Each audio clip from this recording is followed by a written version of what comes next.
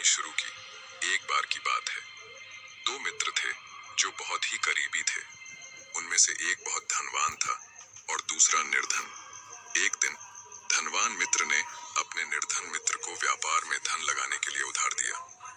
कुछ समय बाद निर्धन मित्र ने व्यापार से लाभ कमाया और सारा कर्ज चुका दिया, परंतु धनवान मित्र ने फिर भी उसे धोखेबाज कहकर बदनाम कर दिया।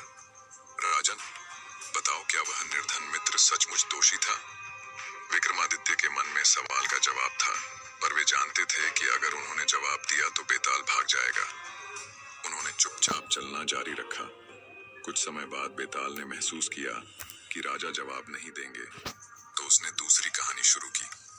बेताल ने कहा, देंगे तो उसने दूसरी कहानी शुरू की।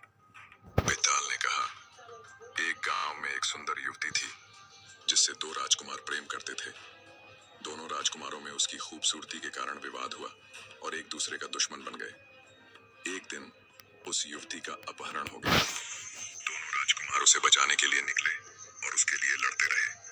अंत में उनमें से एक राजकुमार ने अपनी जान गंवा दी और दूसरा राजकुमार उस युवती को बचा कर ले आया।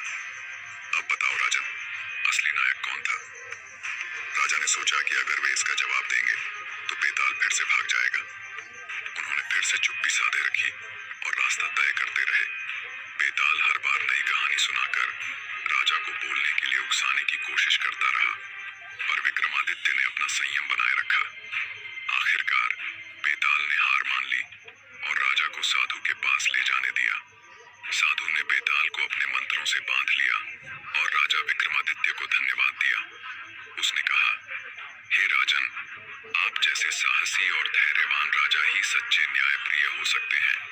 मैं आपको इस बहुमूल्य मणि का आशीर्वाद देता हूँ जो आपके राज्य में सुख समृद्धि